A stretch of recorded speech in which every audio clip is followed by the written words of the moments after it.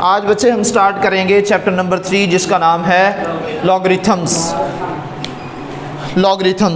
ठीक है बच्चे, सबसे पहला जो टॉपिक है 3.1 विच इज़ साइंटिफिक नोटेशन, उसको बाद में डिस्कस करेंगे।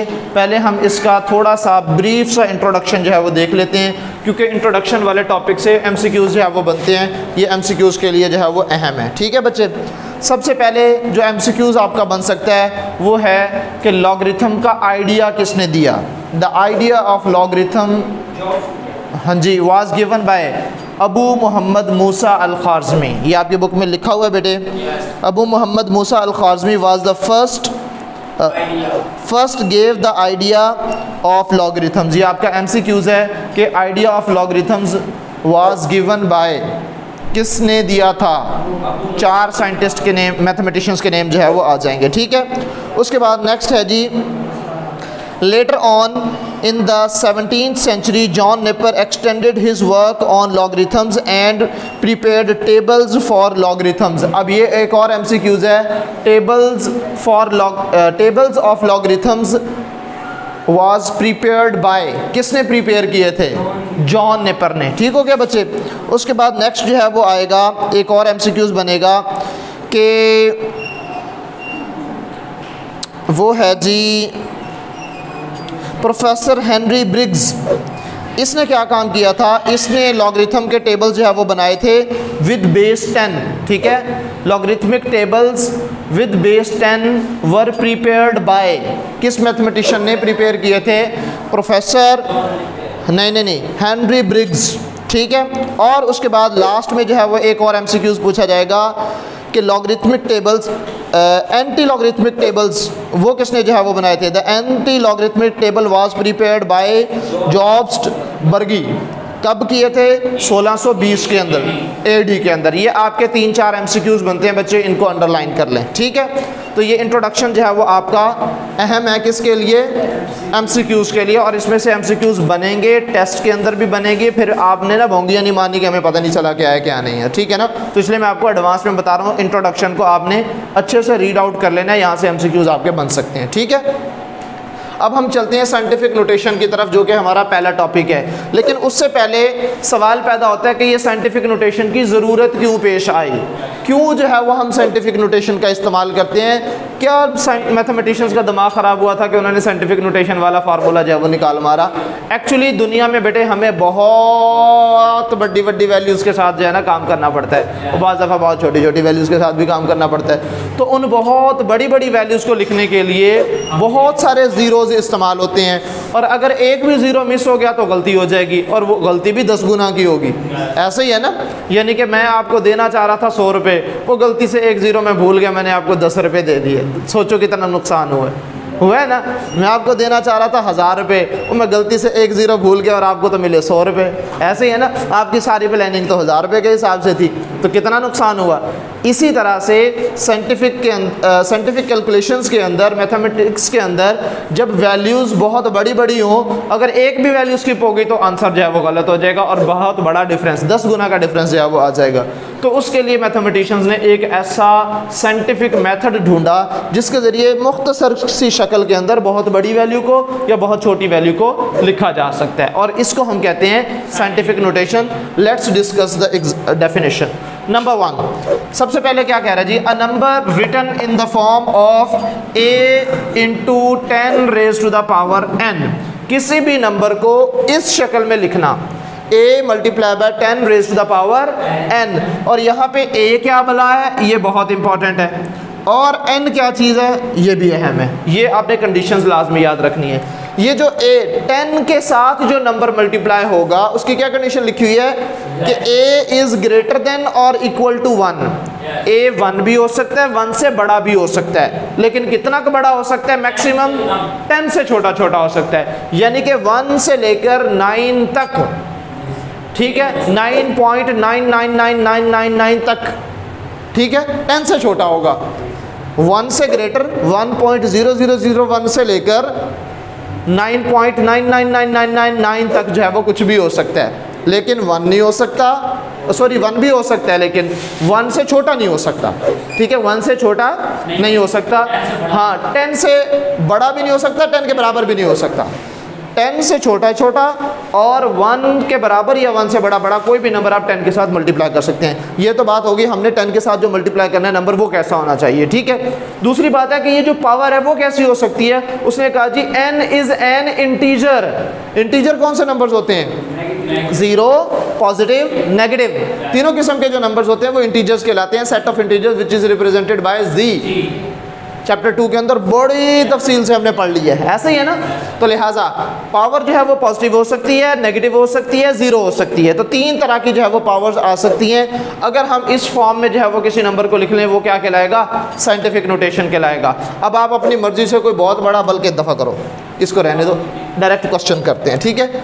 एग्जाम्पल्स तो सॉल्व की हुई हैं, आप कर लेंगे। एक्सरसाइज की तरफ जो है वो चलते हैं। इस पर मिट्टी पाओ। 3.1, ठीक है। और इसका क्वेश्चन नंबर 1 क्या कह रहा है? स्टेटमेंट क्या कह रहे हैं? कह रहा है जी express each of the following numbers in a scientific notation. हर एक दिए गए नंबर को साइंटिफिक नोटेशन में आपने एक्सप्रेस करना है, जाहिर करना है, ठीक है। फर्स्ट ऑफ ऑल आपके पास एक नंबर दिया गया है, पार्ट 1 लिखवाइएगा ज़रा, क्या है? 57। पार्ट नंबर 1 विच इज़ 5700, ठीक है बच्चे। अब ज़रा खामोश हो जाएं। मैंने ये टारगेट बच्चे आपने अपने माइंड में रखना है, इस शक्ल में लेके आना है और एक ही जगह जो भी नंबर आएगा वो 1 और 10 के दरमियान होगा। 1 भी हो सकता है लेकिन 9.999 समथिंग जाएगा, लेकिन 10 नहीं होगा, 10 से छोटा छोटा रहेगा, ठीक है। और उसकी पावर तो कुछ भी बन सकती है। अब देखो बेटे, सबसे पहले इसका मतलब ये हुआ कि मैंने इसको क्या करना है? 10 की किसी पावर में लिखना है, 10 की किसी पावर में लिखना है। ये जो मेरे पास लिखा हुआ है 5700, मैं इसको लिख सकता हूँ इस तरह से 5.7 into 10 raise to the power. अच्छा, अभी हमारे पास पॉइंट छुपा हुआ है, नज़र नहीं आ रहा, कहाँ पे होगा? लास्ट में। मैं हमेशा ये बात कहता हूँ, पॉइंट एक शरारती बच्चा है, जो क्लास में कहीं नहीं मिलेगा तो वो लास्ट बेंच के नीचे छुपा हुआ होगा, लास्ट बेंच पे बैठा होगा। ऐसे ही है ना, अक्सर शरारती बच्चे जो है ना वो एंड में बैठे होते हैं बच्चों के साथ जो है वो शरारतें करने के लिए, पंगे लेने के लिए। तो ये कहीं ना मिले कोई क्लास का शरारती बच्चा तो वो आखिरी बेंच पे होगा। तो अगर कहीं नहीं मिल रहा तो वो कहाँ पे होगा? लास्ट पे होगा। अब हमने क्या करना है? इसको उठा के पहले नॉन ज़ीरो डिजिट के बाद ला के रख देने। तो 5 हमारे पास नॉन ज़ीरो डिजिट है कि नहीं है? लिहाजा मैंने इसको कहाँ पे रख दिया? यहाँ से उठा के यहाँ पे रख दिया। अब हमने सिर्फ ये देखना है कि जहाँ पे पहले पॉइंट था और जहाँ पे अब ला के रखे है उसके दरमियान में टोटल नंबर ऑफ डिजिट्स कितने आ रहे हैं? कितने आ रहे हैं? 3, 1, 2 और 3। तो इसकी पावर जो है वो हम 3 लगा देंगे। अब सवाल पैदा होता है कि ये पावर पॉजिटिव होगी या नेगेटिव होगी। अगर पॉइंट राइट साइड से आया है तो पावर पॉजिटिव, अगर पॉइंट लेफ्ट साइड से आएगा तो नेगेटिव। अल्लाह अल्लाह खैर सल्लाह। रियल वो जो हमारे पास इंटीजर्स होते हैं, सेंटर में 0, राइट साइड पर पॉजिटिव नंबर्स और लेफ्ट साइड पर नेगेटिव नंबर्स। तो यही सीन है। अगर जो है वो 0 पॉइंट राइट साइड से मूव किया है तो पावर पॉजिटिव होगी, अगर लेफ्ट साइड से मूव किया है तो पावर नेगेटिव होगी। बात समझ में आ गई? और ये इसका आंसर आ गया, बस इतनी सी ही बात है, ठीक है। एक आध क्वेश्चन जो है वो और कर लेते हैं। ये दिया हुआ है 96000000। पार्ट नंबर क्या है? Part number 3। Part number 3 96000000। ठीक हो गया बच्चे? इसमें भी आप ज़रा शरारती बच्चा ढूंढो, कहाँ पे है? कहीं नहीं है तो कहाँ पे होगा? एंड में छुपा बैठा होगा। तो कहाँ पे लेके आना है? कान से पकड़ के इसको पहले नॉन ज़ीरो डिजिट के बाद ला के यहाँ पे रखना है। तो ये इसको यहाँ से उठाएंगे और इसको कहाँ पे लेके आएंगे? 9.6 into 10 raise to the power. कितनी ज़ीरोज़ बन रही हैं? कितने डिजिट्स बन रहे हैं टोटल? 3, 3, 6 और 1 7।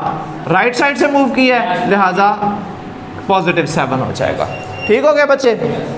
अब कुछ वैल्यूज़ नेगेटिव वाली कर लेते हैं। पार्ट नंबर 7 देखें ज़रा, 7 भी देखें, 9 भी देखें और 10, ये तीनों करवाते तो 7, 9 और 10। पार्ट नंबर 7 देखो बच्चे ज़रा, क्या वैल्यू दे रहा है?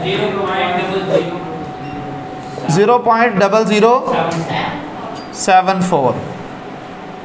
अब यहाँ पे तो हमें पॉइंट खुद ही नज़र आ रहा है, लेके कहाँ पे जाना है? बस ये टारगेट याद रखना है, पहले नॉन ज़ीरो डिजिट के बाद, पहले नॉन ज़ीरो डिजिट के। तो मैं इसको उठा के यहाँ रख सकता हूँ 1 0 के बाद? ये तो ज़ीरो है, मैंने कहा नॉन ज़ीरो डिजिट के बाद रखना है, तो फिर मैं अगले ज़ीरो के बाद रख सकता हूँ, वो भी तो ज़ीरो ही है। उससे अगला डिजिट जो कि नॉन ज़ीरो वो कौन सा है, 7 है। तो इसको मैं कहाँ पे मूव करवाऊँगा, यहाँ पे से लेके इसको यहाँ पे मूव करवाऊँगा, तो ये क्या बन जाएगा 7.4। ये पहले वाली जो ज़ीरोज़ लिखी हुई है ना, इसको हम ख़त्म कर देंगे, मल्टीप्लाई बाय 10। अब पावर हमने क्या लगानी है जी, लेफ्ट साइड से चूँकि पॉइंट मूव किया है, कितने डिजिट्स मूव किया, 1 2 3, लिहाजा इसकी पावर हो जाएगी -3, which is your required answer. ठीक हो गया जी। एक और क्वेश्चन लिखवा दें, part number 9, which says, part number 9 क्या कह रहा है जी, 0.000000000 395। ठीक हो गया बच्चे, खामोश हो जाएं, खामोश हो जाएं, खामोश हो जाएं, खामोश हो जाएं, खामोश। अब देखो आपके पास क्या वैल्यू दी हुई है, 0.0000000000395। मैं इसको कहाँ पे ले जाके रखूँगा पॉइंट को, पहले नॉन ज़ीरो डिजिट के बाद, और कौन सा है पहला नॉन ज़ीरो डिजिट, 3। ठीक है, अब 3 जो है यानी कि मैंने इस पॉइंट को यहाँ पे लेके आना है, ऐसे ही है। तो ये कहाँ पे आ जाएगा, ये आ जाएगा 3.95 multiply by 10 raise to the power 3, 6 और 3 9। लेफ्ट साइड से 9 डिजिट्स मूव किया तो -9, और यही इसका आंसर है। लास्ट पार्ट जो कि फ्रैक्शन की फॉर्म में है, बहुत आसान है, कोई इशू नहीं है। वैल्यू बता दो ज़रा, क्या वैल्यू है बच्चे, 275,000,000 डिवाइडेड बाय 0.0025। ठीक है जी। जी बच्चे, हमने इसको क्या करना है, हमने इसको वही साइंटिफिक नोटेशन में एज़ यूजुअल साइंटिफिक नोटेशन में चेंज करना है। तो बटे के ऊपर भी वही काम करेंगे, बटे के नीचे भी। इसका पॉइंट कहीं नहीं मिल रहा तो कहाँ पे होगा, लास्ट में। लेके कहाँ पे आना है, पहले नॉन ज़ीरो डिजिट के बाद, स्टार्ट में पहले नॉन ज़ीरो डिजिट के बाद। अगर आपके बकौल ये जो आप सोच रहे थे, आपके ऑफिशियल एक्सप्रेशंस मुझे बता रहे थे कि मैं यहाँ पे ला के रखूँगा, ये तो 27 हो जाएगा। और हमें क्या कहा गया था, तो हमने जो 10 के साथ वैल्यू मल्टीप्लाई करनी है वो 1 और 10 के दरमियान में होनी चाहिए, ऐसे ही है ना। तो 27.5 तो भूल जाओ, ठीक है। तो ये बन जाएगा 2.75 into 10 raise to the power, कितने डिजिट्स हैं, 2 4 और 1 5, राइट साइड से है तो +5। ओके, और ये इसको कहाँ पे मूव करवाना है, 2 के बाद 2.5 into 10 raise to the power 2 और 1 -3, और ये आपके पास आंसर आ गया। Next question number 2, express the following numbers in ordinary notation. Scientific notation में दिया गया, हमने इसका रिवर्स प्रोसेस जो है वो करना है और इसको ऑर्डिनरी नोटेशन के अंदर जो है वो एक्सप्रेस करना है। ठीक है जी। क्वेश्चन नंबर है 2 और इसका पार्ट नंबर भी 2 ही करेंगे। 2 और 3 करवा देता हूँ, एक नेगेटिव वाला और एक पॉजिटिव वाला। ठीक है बच्चे जी। बच्चों question number 2 part number 2, value बताओ ज़रा। 5.06 into 10 raise to the power 10। ठीक हो गया बच्चे। सोल्यूशन, अब देखो बच्चे, सबसे पहले तो आपने जो रडार सेट करना है वो किस पे सेट करना है, पावर पे। पॉजिटिव है या नेगेटिव है, पॉजिटिव। फिर कितनी है, 10 है। तो इसका मतलब यह है कि ये जो पॉइंट यहाँ पे मौजूद है, ये इसका रिवर्स सोचें, इसकी पिछली एपिसोड ज़रा याद करो, ये वाली। तो ये कहीं से 10 डिजिट्स मूव करके आया होगा, किधर से, राइट साइड से। इसका मतलब यह है कि अब मैंने पॉइंट को राइट साइड पे 10 डिजिट्स मूव करवाना है। मेरे पास तो यहाँ पे डिजिट्स की तादाद ही सिर्फ 2 है, बाकी क्या करेंगे, बाकी 0 के साथ खाता पूरा किया जाएगा। ठीक है, तो अब हम इसको क्या लिखेंगे, मैं इसको लिख सकता हूँ इस तरह से 5.06। आगे कितनी जीरोज हैं, 2 डिजिट्स तो ये हैं, आगे कितने डिजिट्स की कमी है, 8 की, वो 8 जीरोज लगा दीजिएगा। 2 3 4 5 6 7 और 8 multiply by 10 raise to the power 10। अभी मैंने पॉइंट को नहीं छेड़ा, सिर्फ जगह पूरी की है।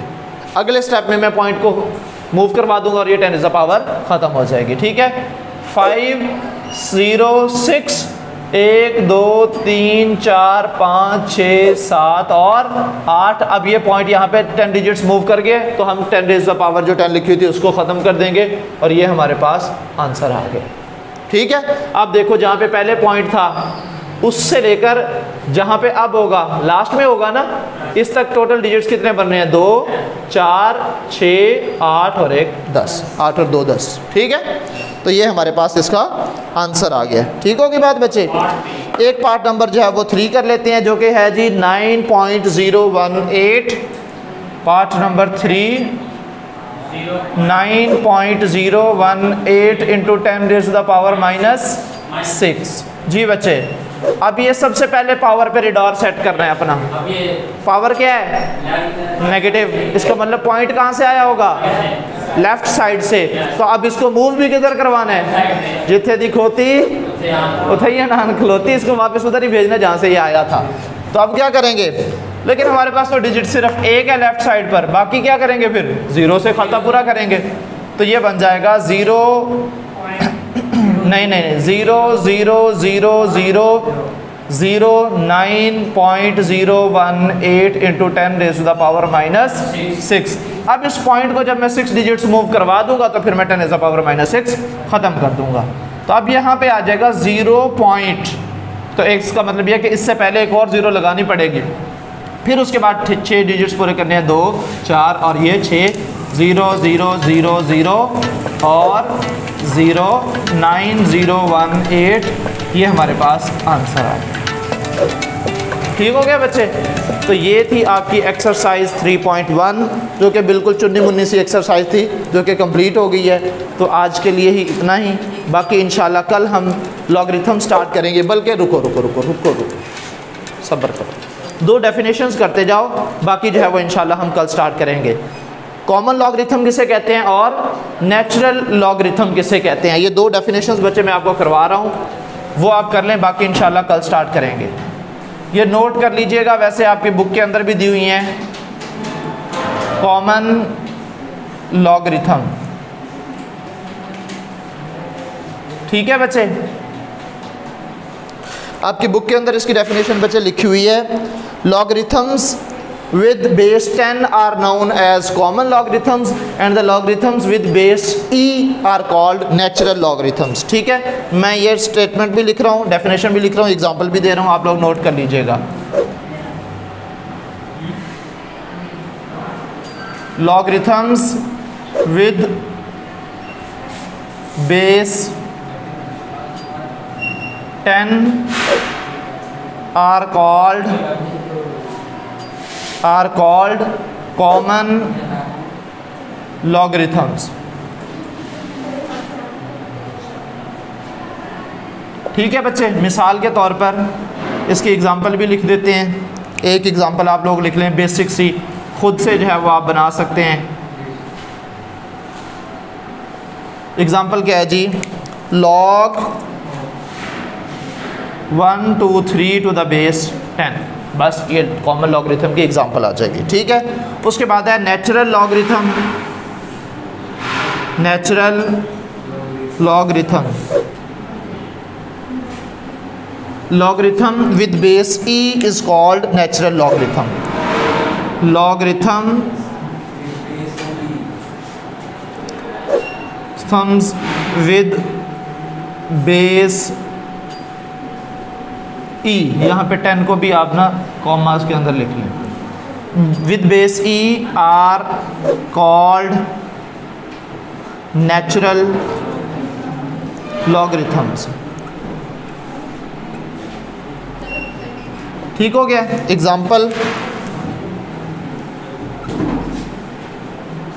एग्जाम्पल बिल्कुल वैसी की वैसी आपने एग्जाम्पल यही लिख सकते हैं, आपने सिर्फ बेस चेंज कर देनी है।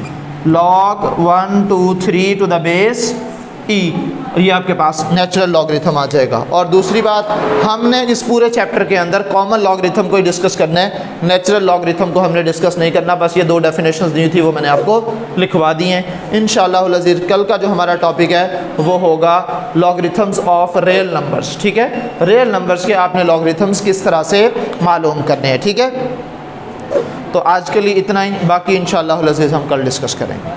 अल्लाह हाफ़िज़।